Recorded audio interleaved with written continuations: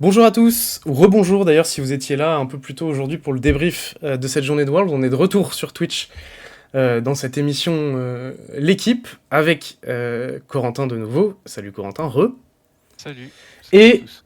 un invité de marque puisque nous avons avec nous aujourd'hui Nicolo. Bonjour Nicolo, ex-CEO de Riot Games, désormais français. Tu l'as été pendant plusieurs années, tu es là depuis le début de l'aventure également de Riot Games et tu es venu nous parler des Worlds aujourd'hui.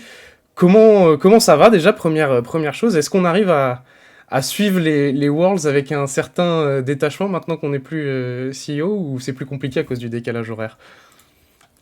Bonjour à vous deux, merci de m'avoir invité. Oui, bah, moi je continue à suivre le Worlds, hein, c'est quand même le moment de l'année qui est le plus sympa tout simplement pour suivre l'univers League of Legends.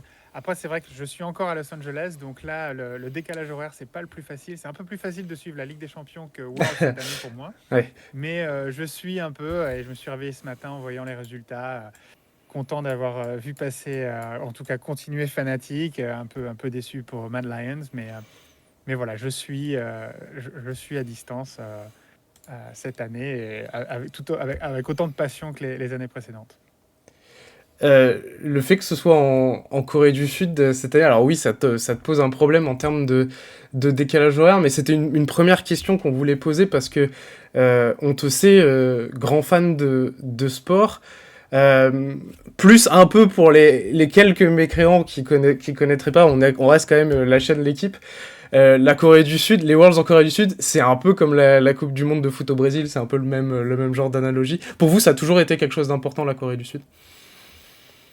Ouais, pour moi en plus particulièrement, j'ai vécu un petit peu en Corée du Sud avant de travailler pour Riot Games. J'y ai passé, enfin, j'ai dû y aller une vingtaine de fois ces 10 dernières années parce que bah, là, on a lancé League of Legends en Corée du Sud. Ouais. Et puis quand on connaît un peu le jeu en ligne, la Corée du Sud, c'est un peu le méca de l'e-sport, quoi. C'est là que tout a commencé dans l'industrie de l'e-sport avec StarCraft il y a maintenant plus de 20 ans. Faut pas oublier qu'il y avait des chaînes de télé dédiées à l'e-sport, à StarCraft au début des années 2000. Donc c'est vraiment la méca de l'e-sport. C'est de se dire que bah, League of Legends non seulement a percé en Corée du Sud, mais en plus est devenu voilà, le gros jeu e-sport. Déjà, c'est génial. Alors, quand Mm. on fait les finales de League of Legends, les Worlds là-bas, c'est toujours un moment un peu particulier.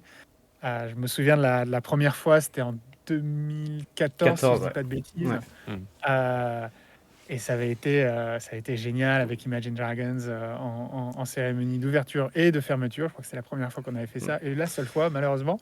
Euh, et puis après, en 2018 aussi, avec la- malheureusement, on n'a Mm. pas gagné en tant qu'Européen, mais ouais, c'est toujours un moment fou en Corée du Sud. Et je sais que tu vas y aller bientôt, là. Ouais, Je sais tout pas à si c'est fait. la première fois que tu y vas, mais Non, j'y étais en 2018 et là c'est rigolo d'ailleurs parce que tu parles de tout ça, de StarCraft, etc. Parce que j'y vais d'ailleurs pour aparté pour un documentaire là-dessus justement sur comment l'e-sport est devenu si big en Corée du Sud. Voilà, petite eh ben, tu auto-promo vois. pour démarrer. Oh, tu lâches des excuses, hein. Ça fait quelques jours qu'il veut pas dire sans quoi c'est, et là, Ouais, c'est bon, devant Nicolo, il lâche l'excuse. c'est officiel. On va y revenir tout à l'heure sur l'édition de 2014 parce qu'elle est particulière à bien des égards. C'était la première fois en Corée du Sud, mais comme tu l'as dit, c'était aussi la première fois qu'on a eu euh, voilà, quelque chose qui est devenu une habitude annuelle avec la musique des Worlds. Mais on va d'abord commencer par remonter le temps. Ouais. Toi, tu étais là au tout début, avant même que ça commence, même presque, j'ai envie de dire, les Worlds.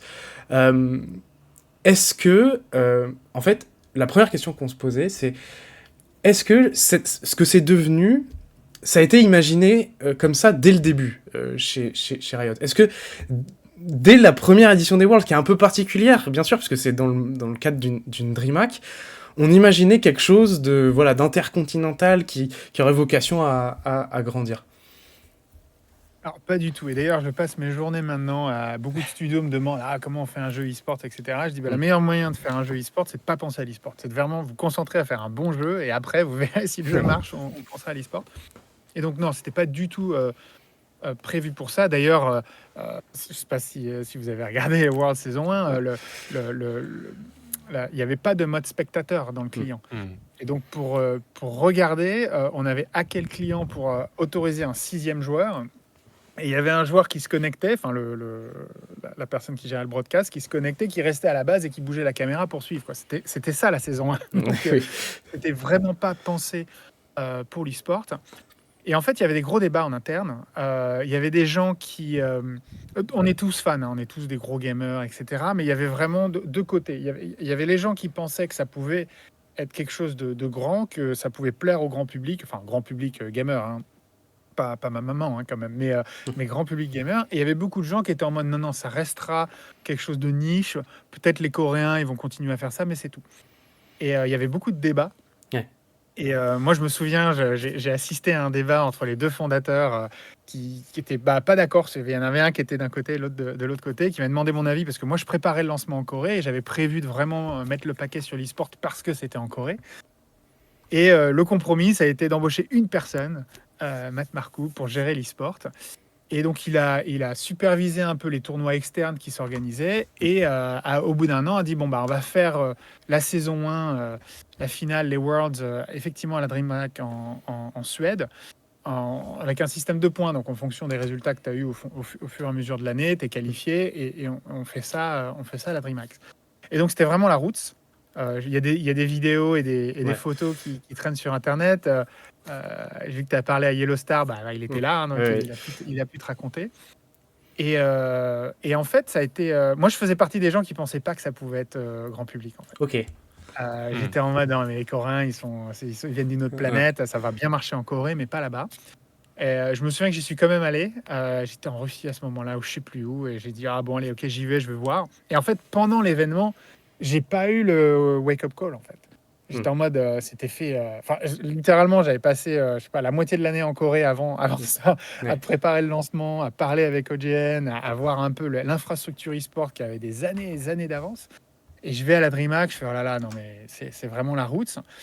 Et c'était super sympa, comme d'habitude. Enfin, c'est la compétition, c'est League of Legends, etc. Mais je me suis dit, ça va jamais prendre un point de vue grand public.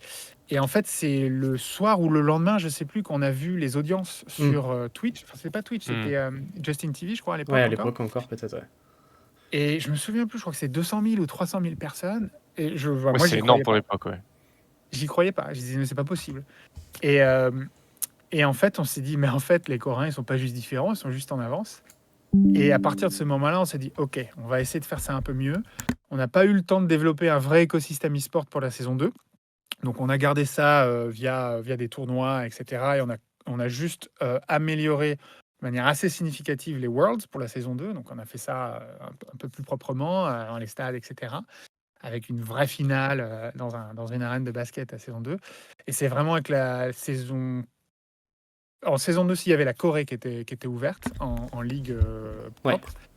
Et à partir de la saison 3, on a lancé en Europe, on a lancé aux États-Unis, et puis après, dans le reste du monde, je ne sais pas combien de ligues aujourd'hui, une douzaine ou une quinzaine. Et donc voilà, ça a commencé comme ça. Mais ce n'était pas évident, c'est pas du tout garanti, et vraiment pensé, je ne vais pas dire en dernière minute, mais en après-coup, quoi. Alors c'est marrant parce que vous avez enclenché une progression très rapide, parce qu'entre les Worlds de la saison 1 et les Worlds de la saison 2, en termes d'ampleur, ça a vraiment plus rien à voir, quoi. Il n'y a pas même cette peur que vous ayez fait une accélération trop rapide? Effectivement, il y avait ça. Il y a beaucoup de gens qui pensaient qu'on allait tuer l'e-sport parce qu'on voulait tout de suite le professionnaliser, etc., etc. Mais nous, la vision, c'était de se dire, en fait, si on sort, je vous parle un peu plus philosophique, un peu plus stratégique pour la boîte, mais en gros, nous, on fait des jeux. Et on s'est toujours dit, si on sort du jeu, c'est vraiment notre cœur de métier, il faut vraiment que ça en mette plein la vue, quoi. C'est pas une stratégie de diversification, il faut qu'on ait plein d'activités, etc. Non, nous, on est là pour faire des jeux. Il y a plein de choses à faire dans le jeu. Il y a des demandes non-stop de choses à améliorer dans League of Legends, même 15 ans après. Si on prend du temps, si on dépense de l'argent en dehors du jeu, il faut vraiment que ça dépote, quoi. Et donc, c'est pour ça que l'e-sport, on s'est dit, non seulement il faut qu'on arrive au niveau du sport traditionnel, voire même qu'on le dépasse. Et c'est pareil, si vous avez suivi, on est un peu hors sujet, mais quand on a décidé de se lancer dans l'univers cinématographique avec Arcade, c'est pareil, on a dit il faut qu'on mette le paquet. Pareil en musique. Et donc du coup, c'est un peu ça le DNA l'ADN pardon de la boîte. C'est si on sort du cœur du jeu, de faire un jeu, faut vraiment qu'on mette le paquet. Mm. Et donc on a décidé de mettre le paquet. On a embauché les équipes, des foufous, et puis c'était parti quoi.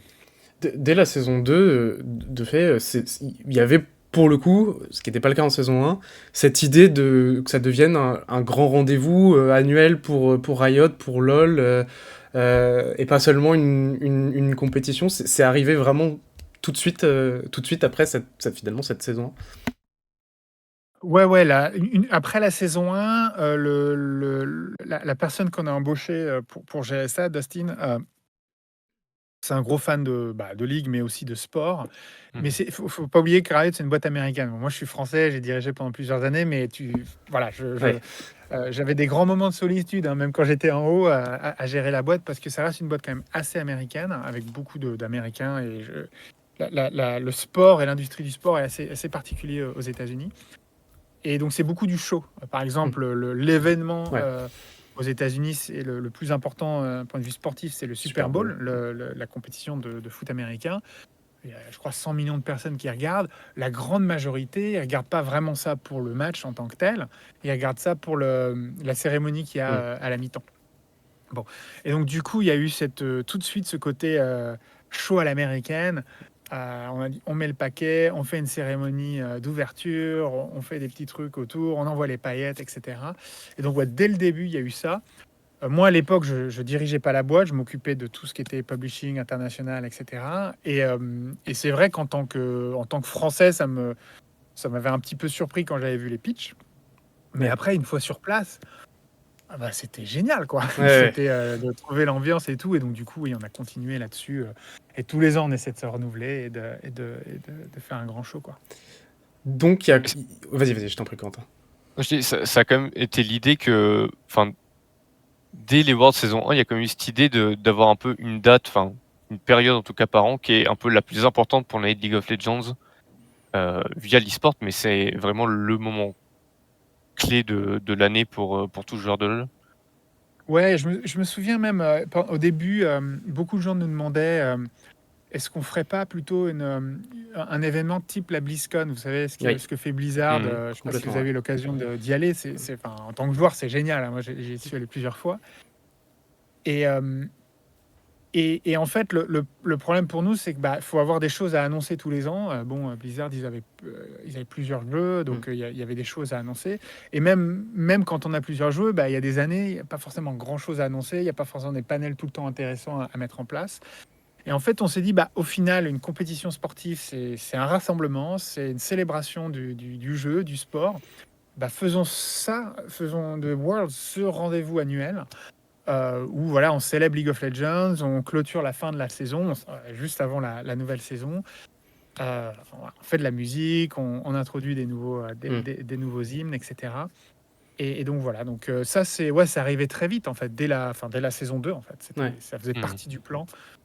D'ailleurs, Worlds a été, je vous ai dit, dans l'ordre, si je me souviens bien, il y a eu la première ligue professionnelle en Corée, Ouais. qui était gérée en third party, je sais plus comment on dit, Oui, avec un tiers, quoi. partenaire, un tiers, voilà.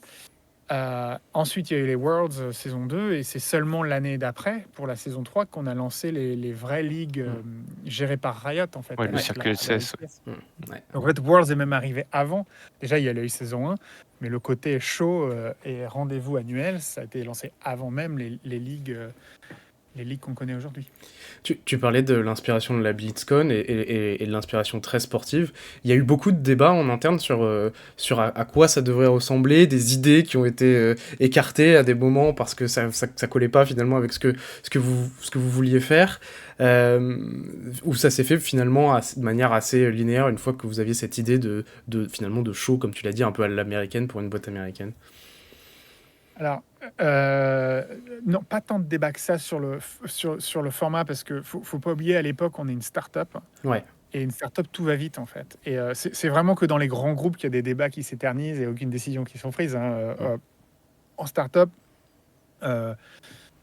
faut prendre les décisions rapidement, sinon tu meurs de toute manière. Donc, nous, à l'époque, en plus, il y avait ce grand débat. Et il y avait quand même beaucoup de gens qui pensaient pas que League of Legends pouvait être un sport. parce qu'on avait un peu simplifié la formule Dota, donc on n'était pas du tout légitime en tant que sport. Enfin, c'était un peu ça le débat à l'époque dans les forums, dans les communautés, etc. Et donc il y avait vraiment l'envie de prouver que non, il y a la profondeur dans le jeu, il y a de quoi créer des superbes compétitions. Donc c'était en mode go, go, go, comme beaucoup de choses qu'a fait Riot à l'époque et encore un peu aujourd'hui. Ça allait très vite, hein, d'ailleurs. Je sais pas si vous suiviez tous les deux à l'époque, mais ouais, c'est Ouais. monté très vite entre la saison 1 et la saison 2 et 3. On s'est pas trop posé de questions et c'est pour ça on a amélioré la formule avec le temps, hein, parce que c'était pas Ouais. forcément les Ouais. bons systèmes au début, quoi. Mais justement, au sujet de cette croissance, est-ce qu'il y a un moment où vraiment tu t'es dit ah oui, là, ça ressemble presque au produit auquel on voulait arriver. Là, les Worlds sont devenus incontournables dans le milieu du jeu vidéo dans le monde, quoi. Mais moi, je pense que j'ai eu plusieurs moments comme ça. Je pense que la première fois, c'est certainement les Worlds en 2014 en Corée, parce que j'ai eu le pincement au cœur à la saison 2 Mm. de voir, je me souviens avec les Taipei Assassins et tout, le grand match, la grande compétition, etc. Mais on n'avait pas encore lancé les ligues, c'était juste un tournoi. Au fond de moi-même, j'étais toujours en mode ah, ça se trouve, c'est juste la nouveauté, puis demain, ça va s'essouffler et plus personne sera intéressé. Après, il y a le saison 3, mais c'était pareil, on venait de lancer les ligues, les LCS, etc. en Europe. Bon, je me suis dit, ça se trouve, voilà, c'est juste passager. Et c'est vraiment l'année d'après, ça faisait donc du coup 2 ans, 3 ans que l'e-sport était installé. Les nouvelles équipes arrivaient. Si je me souviens bien, c'était qui en 2014? C'était Samsung Royal, c'est White. ça? Il y Ouais, avait c'était Royal Home Samsung Club et Samsung. contre. Et Samsung, hein. Ouais. Donc voilà, je crois que c'était, si je dis pas de bêtises, c'est la première fois que la Chine venait d'arriver. Donc parce qu'on a lancé en Chine un peu en retard, nous. Donc le fait que la Chine arrive sur la scène e-sport, c'était un peu. Voilà, ça me montrait, ok, c'est global. C'était dans un énorme stade. Hmm. Je sais pas si Ouais, c'était si, si, le ouais. stade. Le stade. Qui a été construit pour la Coupe du Monde. C'était le stade de la Coupe du Ouais, Monde c'est ça, 2002. le World Cup Stadium. Là, je Ouais. me souviens plus du nom. Et au milieu de la méca du jeu vidéo. Donc ouais, moi, je pense que c'était ce moment-là, je me suis dit, ok, Ouais. ça va pas être du vent, ça reste de continuer pendant des années. Et puis les autres moments qui m'ont marqué un peu plus tard, bah, c'était quand c'était en France, là, en 2019, parce que bah, voilà, c'était à la maison.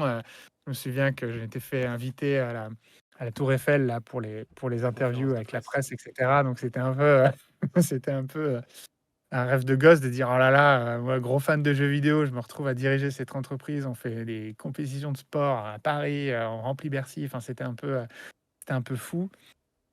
Et puis même là en 2020, je sais pas si vous avez suivi les Worlds pendant le Ouais. Covid, qu'on était à 2 doigts d'annuler et qu'au final on a fait, c'était complètement fou.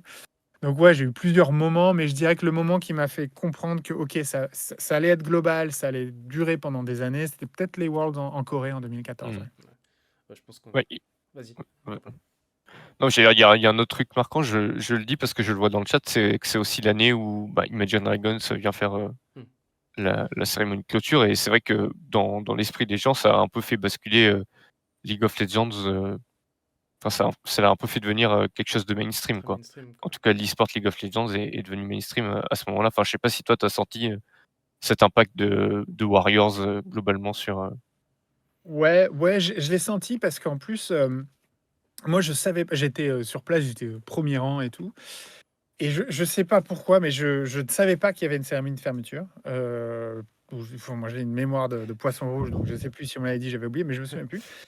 Et le match se termine. Et là, je sais pas si on le voyait en ligne parce que bah, j'étais sur place. Je sais pas si c'était même streamé en fait la fermeture, mais Je crois que oui, hein. le concert a commencé et là enfin c'était comme un gros concert. Tout le monde s'est rué, ça a dansé, etc. Et beaucoup de femmes aussi. Et ça, c'était un peu particulier Hmm. en Corée. Je pense que maintenant, ça se démocratise un peu en Occident. Mais à l'époque, l'e-sport, ça restait très masculin, y compris en termes d'audience. Et en Corée, il y avait beaucoup plus de parité. J'ai pas les chiffres exacts, je les ai eus souvent par le boulot, et c'est ça, ça m'avait vraiment marqué en fait. Et je pense que c'est aussi ce côté voilà, c'est pas juste de la compétition, c'est de l'entertainment, c'est des marques, et cetera. Et donc du coup, c'est beaucoup plus diversifié, beaucoup plus grand public. En Corée, c'est aussi beaucoup grand public maintenant en Chine, ça l'était pas à l'époque, mais maintenant ça Ouais. devient très grand public en Chine, où il y a beaucoup de gens qui suivent l'e-sport, qui suivent les stars, sans vraiment jouer au jeu en fait. Ça, c'est quelque chose qui a été difficile pour moi d'apprécier en tant que méga gros gamer, etc. Mais maintenant, c'est un peu ce qui se passe en fait. 2014, on en a un peu parlé, c'est aussi la première en Corée, tout simplement. Et Ouais. toi qui a aidé le développement du jeu là-bas, qui connaissait l'e-sport sur StarCraft, pour aller un peu plus loin sur le côté très symbolique de cette édition-là, le fait que ce soit en Corée aussi, qu'il y ait ce basculement, finalement, c'est presque normal quelque part, non? C'était presque attendu, ou il y avait un stress parce que c'était en Corée? Ah, il y a toujours un stress en Oui, Corée, hein. ça, Je me souviens aussi en 2018, c'est le gros stress parce que voilà, les attentes, le niveau est différent, donc faut pas se planter, quoi. Enfin, faut mm, pas se planter n'importe où, mais je sais pas, en Corée, j'ai toujours ce petit côté, ouais. parce que voilà, la barre a toujours été plus haut. Mais ouais, moi, c'était aussi important parce que c'était un peu la revanche, en fait, pour nous. Faut savoir que, c'était pas du tout gagné que League of Legends perce en Corée. Hem, quand moi j'ai essayé, quand j'ai rejoint Riot au début, je m'occupais donc du publishing, donc je suis allé voir des éditeurs, en fait, en Corée, en essayant de trouver un éditeur qui pourrait lancer League of Legends pour nous, et on s'est fait rejeter par tout le monde, en fait. Ouais. Moi, alors que j'avais vécu en Corée, je connaissais tout le monde. Moi, j'avais investi dans ma boîte d'avant dans Riot, donc j'étais convaincu, j'étais à Mm. fond. J'ai un peu vendu les fondateurs en disant: «Ouais, vous inquiétez pas, je vais nous trouver», parce que c'était 2008-2009, c'était un peu la galère au Ouais. niveau financement. Donc j'ai dit: «Vous inquiétez pas, je vais trouver un éditeur, je les connais tous, ça va bien se passer», et on s'est fait rejeter par tout le monde. Et moi, après, j'ai dit: «Bah, écoutez, on va se lancer nous-mêmes, on va s'auto-éditer». C'était la risée en Corée. Mm. Il y avait des articles de presse qui se foutaient de moi en disant: «Vous savez, le petit Français qui veut qui veut lancer, un jeu américain en Corée tout seul», mais voilà, voilà, Ouais. donc il y avait des gens qui se moquaient de nous, qui se moquaient de moi personnellement. Et donc du coup, oui, effectivement, lancer le jeu en Corée, devenir le jeu le plus joué, je crois, on l'est encore de loin, Mm. heu, Mmh. d'être le premier e-sport, de remplir les stades, sachant qu'à l'époque, hem, si tu as l'occasion de rencontrer ces chaînes-là, telles que OGN et tout, GN, ouais. Mm. Heu, le l'e-sport était en fait en train de décliner en Corée. Mm. C'est-à-dire que, beaucoup de gens disaient: «Ah, l'e-sport, c'est la Corée», mais en fait, c'est pas vraiment l'e-sport, c'était StarCraft Ouais. plus que tout. Et StarCraft, bah, avec le temps, comme il n'y a pas vraiment de suivi sur StarCraft 1, et ben, voilà, les audiences commençaient à baisser. Il y avait 2 chaînes d'e-sport en Corée à l'époque, OGN et l'autre, je me souviens plus, et l'autre avait déjà fermé, en fait. Mm. Et moi, quand j'étais, en voyage, bah, de prospection en Corée, j'avais rencontré Chris, heu, oui, là, le producteur, principal d'OGN, qui me suppliait Mm. de ramener League of Legends en Corée. Lui, il avait tout compris, il jouait au Ouais. jeu, il avait tout de Ouais, suite il était compris le pourquoi. Mm. potentiel, et il me disait: «On a 1 an, sinon ils nous transforment en chaîne de musique, un peu comme MTV, en fait». Mm. Parce qu'il y avait plus d'audience, en fait. Ouais. Mm. Et donc c'était pas gagné du tout. Et donc du coup, ouais, effectivement, de se dire: «Bon, bah, c'est parti, OK, on va faire une ligue avec vous», dès le lancement, parce que ça, c'était aussi Mm. fou, le reste des pays, on a fait des ligues e-sport après le lancement, 1, 2, 3, 4, 5 ans après. En Corée, on a fait dès le lancement, et de voir que ça a cartonné après, ouais, et que ça a relancé du coup toute l'industrie e-sport en Corée, ouais, ça, on est super content de ça. En tout Mm. cas, moi, c'est une de mes fiertés, la Corée, et donc voilà. Toujours sur la Corée, on va remonter 1 an en avant, qui est 2013. Il y a un joueur qui a commencé à éclore en 2013, qui est devenu la figure de League of Legends et qui est devenu la figure de l'e-sport, qui est Faker. Mmh. On voulait en parler un peu parce son histoire est évidemment très liée aux Worlds, mais on était un peu curieux d'avoir voilà, le regard un peu interne. Comment vous avez vu cet adolescent-là débarquer, tout casser, gagner les Worlds une fois, puis 2 fois, puis 3 fois, mais même dès le début, et finalement devenir en fait la figure de l'e-sport, la figure du jeu sur la partie e-sport, mais peut-être même au-delà. Faker, pour toi, pour Riot, même à l'époque, c'est quoi, c'est qui, c'est un ovni, enfin, comment vous l'avez pris un peu cette figure-là? Ouais. Bah, moi, alors il y a bien évidemment le talent du joueur, parce Hmm. que quand on Ouais. le voit jouer, effectivement, on dit: «Mais, enfin voilà, on pensait, quand on voit son Z à l'époque, Ouais. voilà, c'était bien évidemment impressionnant. Mais en plus, d'un point de vue, je veux dire, un peu plus professionnel, quand on se remet dans ce contexte du personne nous croit, tout Mmh. le monde pense que l'e-sport c'est pipeau ou le jeu n'a pas de profondeur, etc. Quand quelqu'un comme Faker arrive, et surtout sur la durée. C'est-à-dire, en fait, ça confirme tout. Ça confirme qu'on peut faire des stars avec l'e-sport parce que, regardez la star Faker, qui a une vraie compétence qui peut s'entretenir sur le temps. C'est pas juste de la chance parce que regardez, il y a un peu la dynastie maintenant. Que même si il n'a pas gagné depuis un moment maintenant, il est toujours là. Il est Mmh. toujours là. Et de se dire. Donc, en fait, ça confirme le potentiel sportif en fait, du jeu. Euh, Enfin, de manière énorme en fait. Et donc du coup, toutes les critiques qu'on entendait en fait au début sur il y a pas d'avenir, il y a pas de longévité, c'est que de la chance, il y a pas de profondeur de jeu, c'est du pipeau, et tout ça s'évapore avec Faker. Parce que Faker contredit tout. Alors, et pas que lui bien entendu, Ouais. mais je pense qu'il symbolise le plus. Et donc très impatient de voir là ce qu'il va réussir à faire cette année. Ouais. Parce que c'est combien? C'est son sixième? Ça fait combien de fois qu'il est à Worlds maintenant? Il en a gagné 3, il a fait 2 finales, une demi, c'est septième du coup, c'est la Septième, septième c'est fois qu'il ça, ouais, participe. septième. Ouais. Et il a jamais fait Et moins puis, bien que demi-finale. et puis, euh, puis le storytelling, quoi. Je veux dire, le voir s'effondrer. C'était en quelle année là qu'il a perdu du coup 2017. 2017, ouais. Ouais. C'était 2017 qui 2017. s'effondre, ouais. Et puis l'année dernière aussi. Enfin, je veux Ouais, dire, ouais. voilà. Donc ça, c'est voilà, c'est en voilà, je sais pas quel âge vous avez vous, mais moi en ayant grandi en tant que gamer, en faisant me moquer un peu de moi, parce que c'était pas très bien vu d'être un gros gamer à mon époque, et surtout quand j'ai grandi après, de voir un peu tout ça au niveau un peu du sport traditionnel, c'est quand même une grande fierté, quoi. Ouais, donc c'est quelqu'un qui a été important même en interne pour vous. Il y a eu des échanges autour de lui quand vous l'avez vu un peu monter au-delà d'offrir cette réalisation que cette star, etc., qu'il était, pouvait confirmer votre vision du jeu et de l'e-sport.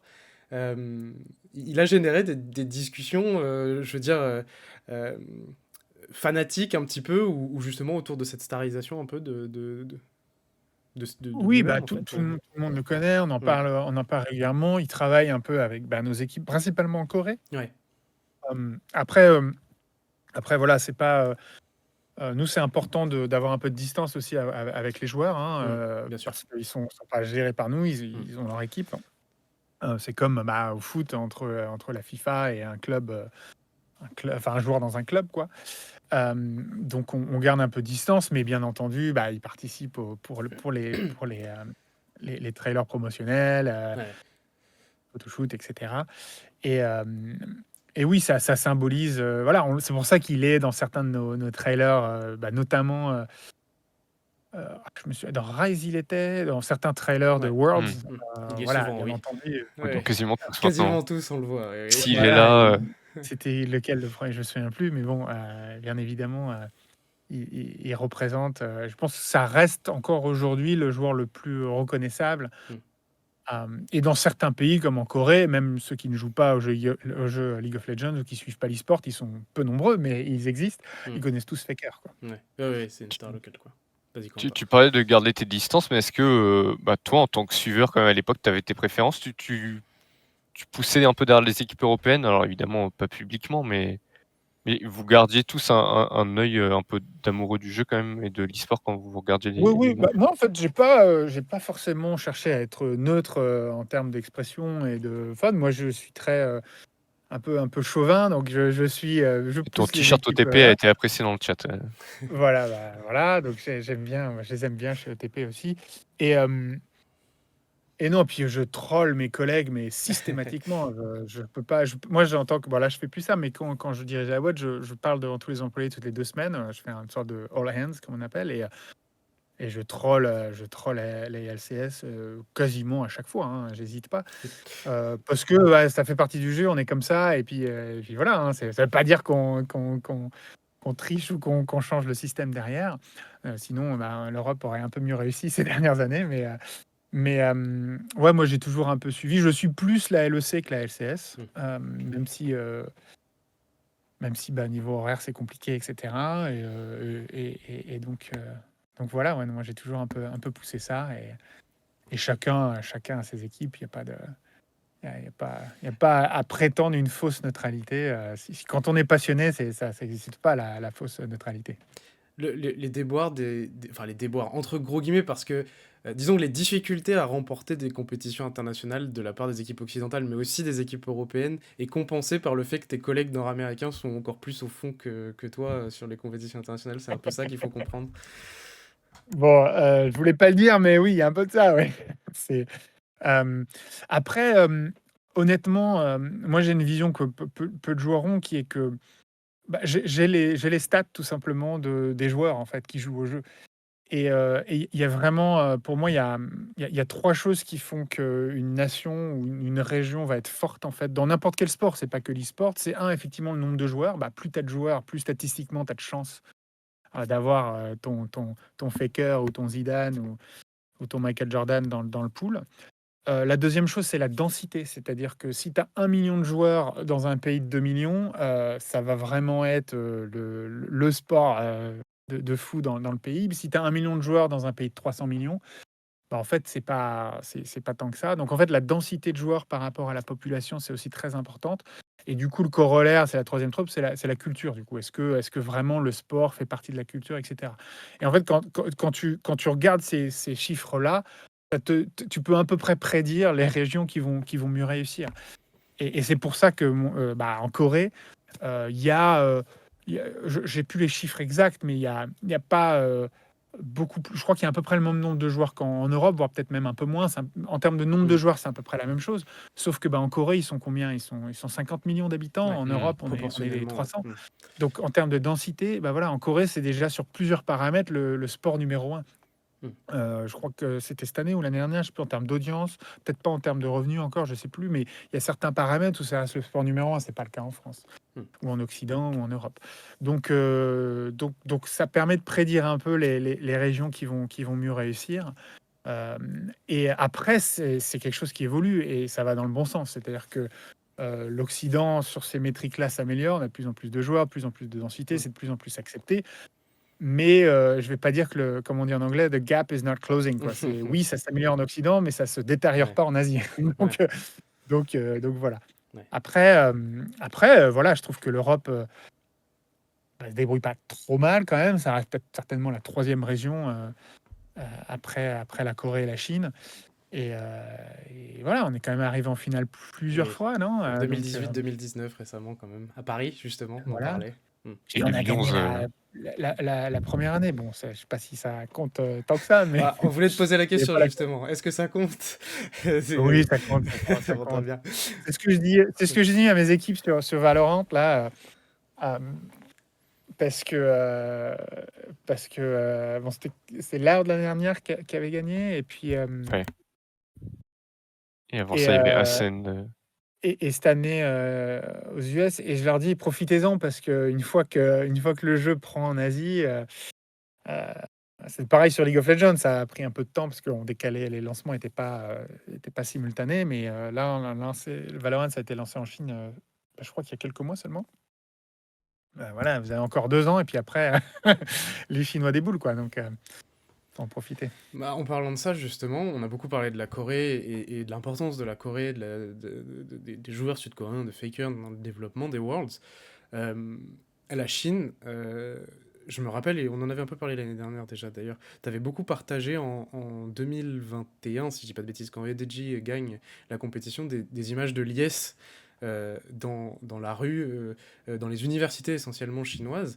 Est-ce que tu as eu la chance de pouvoir observer ça directement sur place, lors d'une victoire chinoise ou lors d'une édition des Worlds en Chine? Et j'étends un peu ma question.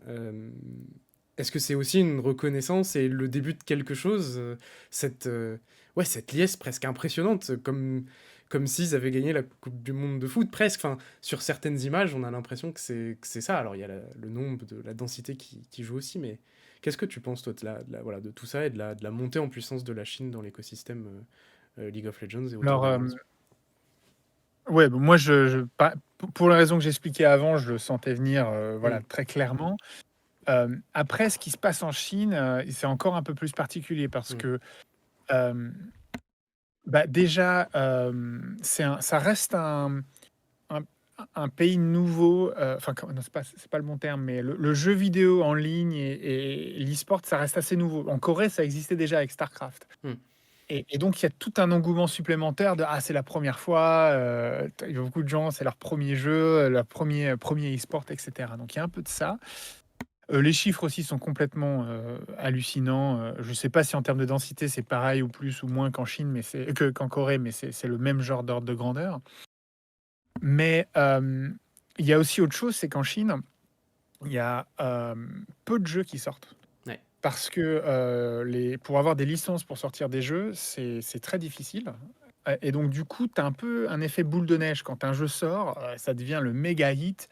Et d'ailleurs, il y a beaucoup de nos concurrents, quand ils lancent un jeu, ils lancent plein de modes de jeu dans le jeu parce que c'est Mm. plus simple de lancer un mode de jeu dans un jeu existant que Mhm. d'avoir une licence pour un nouveau jeu.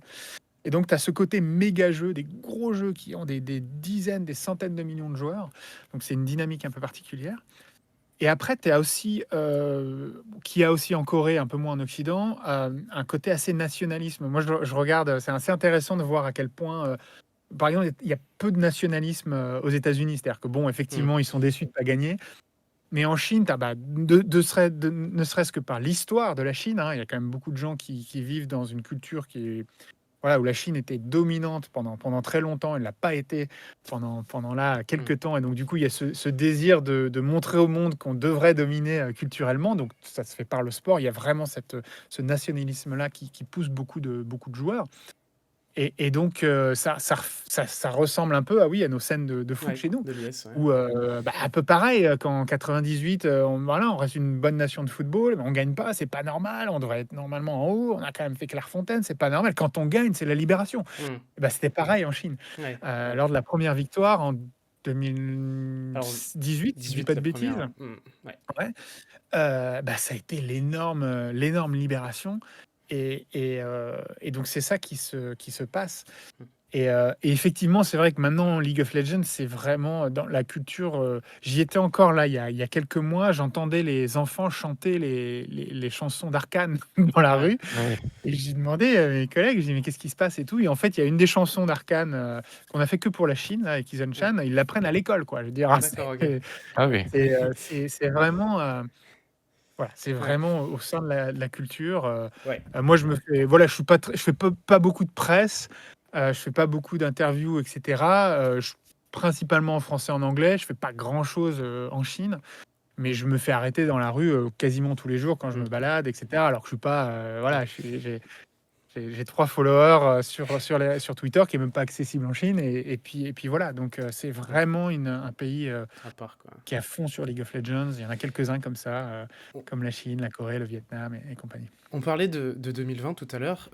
Alors, l'édition de 2020 a été handicapée, entre guillemets, par le Covid. Mais en 2019, pendant la finale, moi, j'ai eu la chance d'échanger à ce moment-là avec le directeur de la LPL, qui m'avait dit cette phrase, qui m'avait dit, on savait à ce moment-là que la compétition l'année prochaine allait avoir lieu en Chine, qui m'avait dit, nous, on va prendre cette compétition, ces Worlds en 2020, comme si on accueillait la Coupe du Monde de foot, quoi.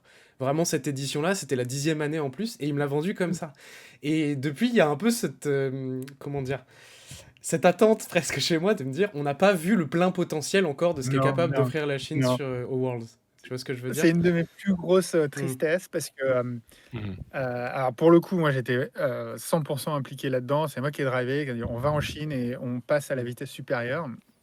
Et donc on avait tout un plan avec de la compétition qui tournait sur 6 villes différentes. Je veux dire, c'est vraiment l'étape d'après.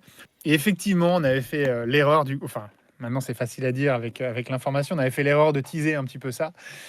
Et quand le Covid est arrivé, bien évidemment, c'était plus possible. Et d'ailleurs, la petite histoire un peu intéressante là-dessus, c'est que moi, je m'attendais à ce qu'on annule, tout simplement. Ouais.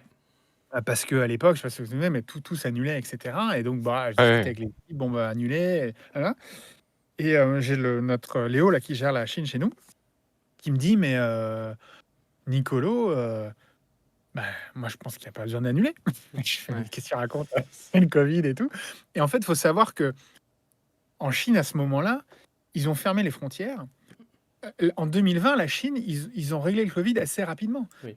Il y avait Wuhan qui a continué pendant, je crois, 2 mois ou 3 mois. Bon, voilà, ils ont isolé Wuhan, mais dans le reste de la Chine, je crois qu'à Shanghai, ils s'étaient confinés une petite dizaine de jours, et puis c'est tout. La vie était normale en 2020 en Chine, en fait. Et donc pour eux, ils étaient en mode, mais non, tout va bien, c'est quoi le problème, etc. En plus de ça, le gouvernement chinois avait vraiment envie de montrer que bah, eux, ils avaient bien géré le Covid, etc. Toutes les compétitions étaient annulées, donc ils étaient prêts à faire beaucoup d'efforts pour nous aider à organiser ça, notamment d'un point de vue sanitaire. Et donc en fait, ils se sont fait une proposition, ils ont dit mais nous, on vous déroule le tapis rouge pour que vous puissiez organiser ça. Alors c'était quand même un enfer logistique. Mm. Moi, j'ai passé 3 semaines en confinement en Chine. C'était Ouais. pas, Oui, c'était, Ouais. on s'en rappelle. Ouais. Mais même pour les c'était joueurs, c'était compliqué. pas. Les joueurs, pareil.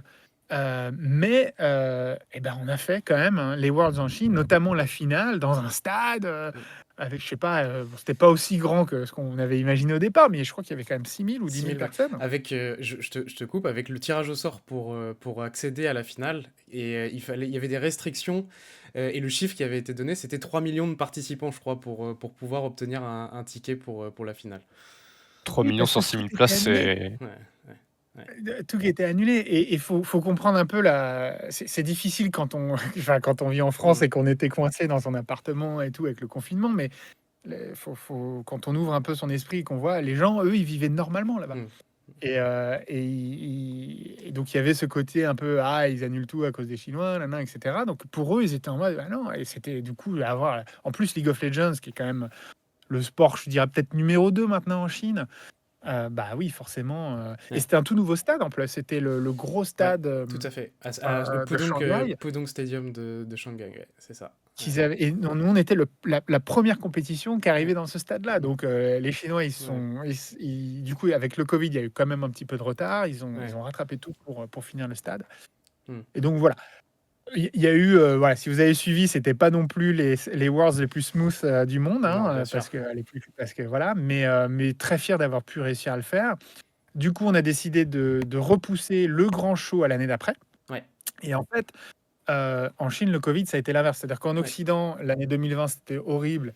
Et puis après, en 2021, c'était un peu plus gérable. En 2022, un peu plus gérable, etc. La Chine, ça a été un peu l'inverse, en fait. Mm. Et vraiment très dur même d'ailleurs en 2022. Et donc du coup 2021, on s'est dit qu'on n'allait pas pouvoir faire le grand show encore. Donc du coup on l'a fait Ouais. online, enfin en Islande.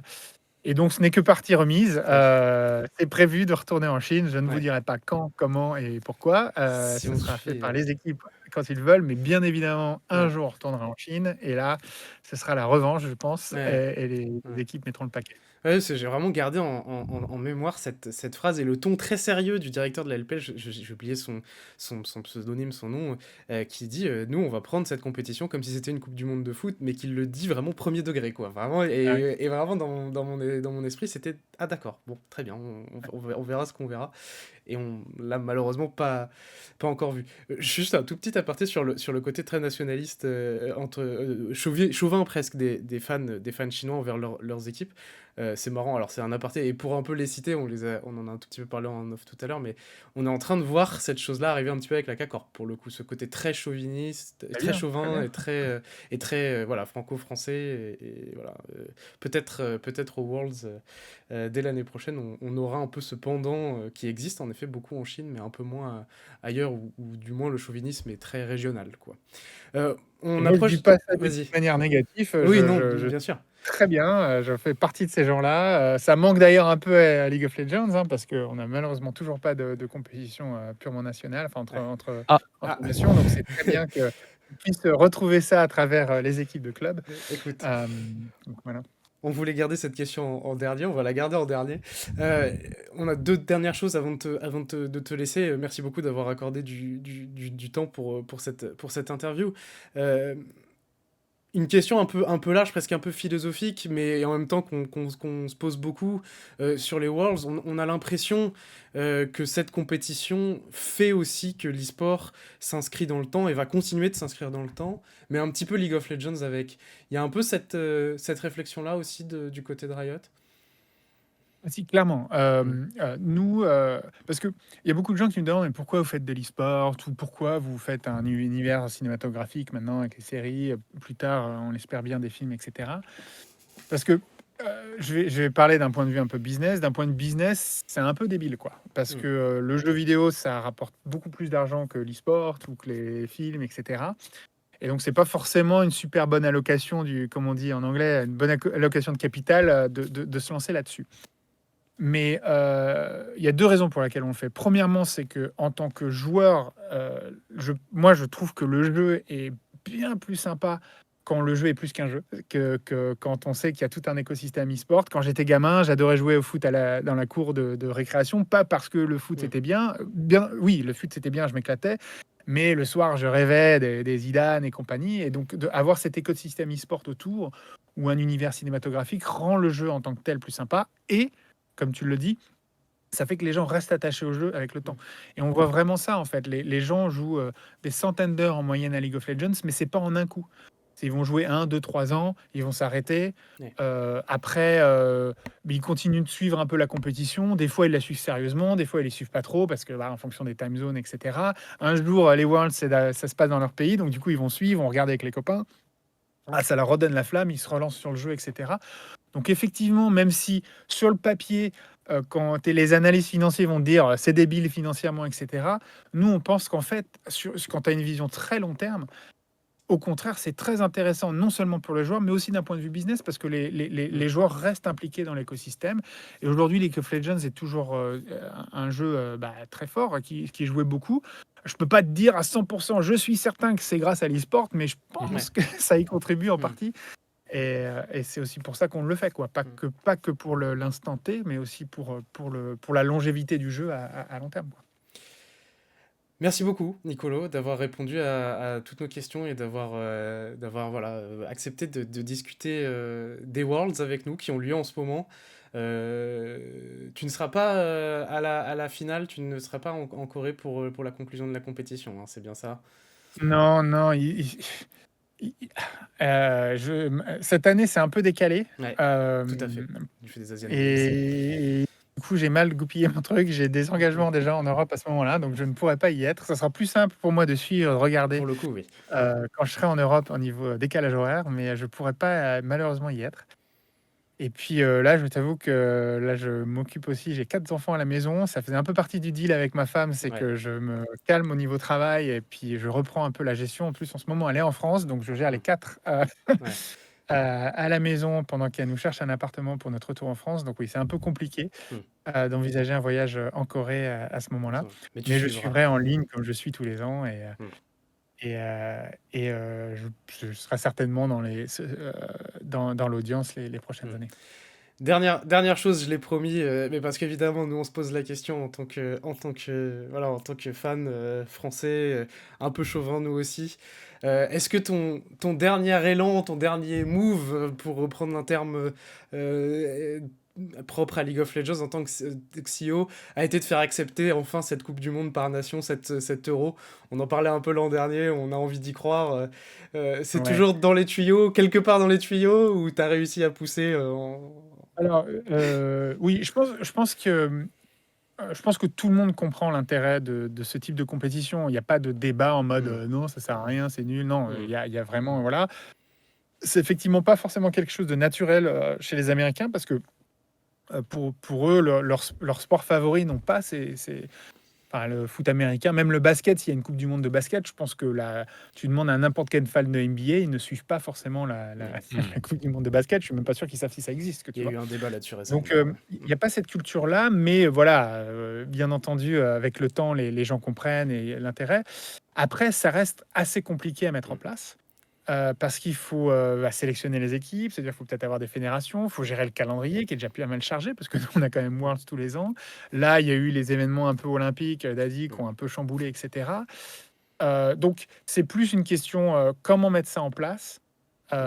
Et ça peut prendre du temps. Ça peut changer avec le temps. Et malheureusement, je ne peux pas Bien sûr.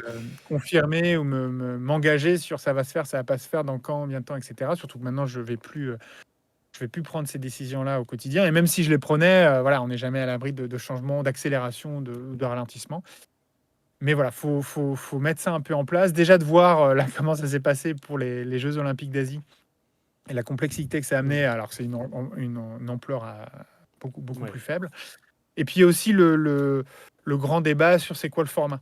Est-ce que, parce que je pense que la nature américaine, c'est plutôt, c'est un peu, c'est plus de l'entertainment, quoi. Ouais. C'est un peu comme ça que beaucoup voient les Jeux Olympiques aussi, tu vois. Ouais, bien Genre, par sûr. exemple, au basket, ils envoient plus forcément leurs superstars parce que bon, c'est plus pour s'amuser, etc. Et je pense pas que ce soit le bon format, tu vois. Le format qui C'est marcherait, d'ailleurs ça pour serait ça que vraiment. les All-Stars sont arrivés avant presque, d'ailleurs. C'était ça, c'était ça. Les All-Stars, c'était cette mentalité-là qui, pour moi, a pas forcément très bien fonctionné, effectivement. C'est pour ça qu'on a fait évoluer la formule. Donc voilà, si on veut faire ça bien, une vraie compétition nationale, ça sera certainement pas tous les ans, ça sera compliqué à mettre en place. Donc voilà, moi je ne désespère pas, je sais qu'il y a beaucoup de gens en interne qui y croient aussi, qui y travaillent. Après, dans la liste des priorités, toutes la complexité qui est d'organiser ce gros écosystème, je ne peux pas m'engager sur quand, ni si Bien sûr. vraiment 100% sûr ça va arriver. C'était plus pour l'anecdote qu'autre chose. On a beaucoup parlé des Mais Worlds, je sais, parlé de la Coupe du Monde éventuellement un jour sur League of Legends. Je sais qu'il y a beaucoup de gens qui l'attendent, et spécialement en Europe. Merci beaucoup, Nicolo, à nouveau, Merci d'avoir beaucoup. accepté notre invitation, d'être venu échanger avec nous sur le sujet des Worlds. Bonne suite de carrière du coup à Riot Games. Tu n'es plus CEO, on le rappelle, mais tu continues de travailler avec eux. Et puis, peut-être rendez-vous peut-être l'année prochaine en Europe pour les Worlds 2024. Voilà, Peut-être. peut-être. Merci encore, merci Corentin. Et puis écoutez, Merci.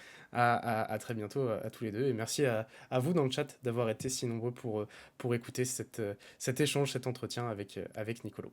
Merci, à très bientôt et bonne journée à toi, Nicolo, parce que tu es plutôt sur le début de journée. Oui. Merci à vous, merci de m'avoir invité. Et bonne fin de Worlds à tout le monde. Bye bye, merci.